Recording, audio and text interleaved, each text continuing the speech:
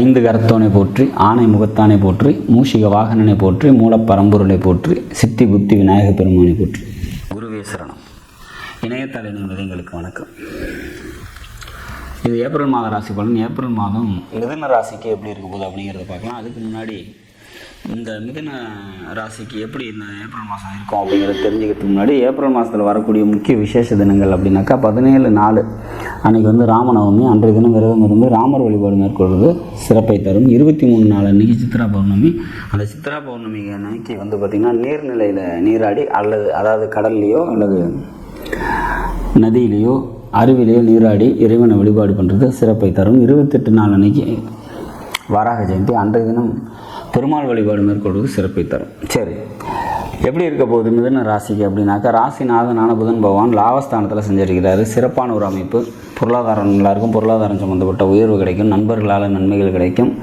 சமுதாய அந்தஸ்து கிடைக்கும். முன்னேற்றமான ஒரு சூழ்நிலை ஏற்படும். எழுத்து, டாக்குமெண்டேஷன், கம்யூனிகேஷன் இது தொடர்பான நன்மைகள் ஏற்படும். மாமன் வழி உறவினர்களாக அவங்களால நன்மைகள் ஏற்படுறதுக்கான வாய்ப்புகள் உண்டு.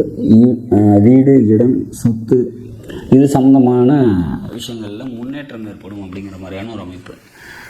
ரியல் எஸ்டேட், பூமி, இடம் சம்மந்தப்பட்ட தொழில் செய்கிறீங்க அப்படின்னாக்கா, இல்லது ப்ராசஸிங்கில் இருக்கிறீங்க ஒரு இடம் வாங்கிறதுக்கு, அல்லது புரோக்கரேஜ், கமிஷன்ஸு இந்த மாதிரியான எழுத்து, டாக்குமெண்டேஷன் இதில் எதுலையாவது ப்ராசஸிங்கில் இருக்கீங்க அப்படின்னா அதெல்லாம் லாபகரமாக அமைகிறதுக்கான வாய்ப்புகள் மிக அதிகமாக இருக்குது அப்படிங்கிறத நம்ம உறுதியாக சொல்லலாம்.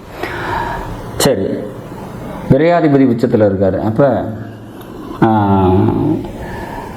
சுப செலவுகள் ஏற்படும் அப்படிங்கிற மாதிரியான ஒரு அமைப்பு. பூர்வீகம் சம்மந்தப்பட்ட விஷயங்களில் பண விரயங்கள் ஏற்படுறதுக்கான வாய்ப்புகள் உண்டு. குழந்தைகளுக்காக செலவினங்கள் அதிகரிக்கக்கூடிய ஒரு மாதமாக இருக்கும். மனதில் எழக்கூடிய ஆசைகளை நிறைவேற்றிக்கிறதுக்காக நிறைய செலவினங்களை செய்கிறதுக்கூடிய வாய்ப்புகள் ரொம்ப அதிகம். கம்யூனிகேஷன் தொடர்பான எக்ஸ்பென்சிவ்ஸ் பார்த்திங்கனாக்கா அதிகமாக இருக்கும் அப்படிங்கிற மாதிரியான ஒரு அமைப்பு. அரசாங்க தொடர்பான நன்மைகள் ஏற்படுறதுக்கான வாய்ப்புகள் உண்டு.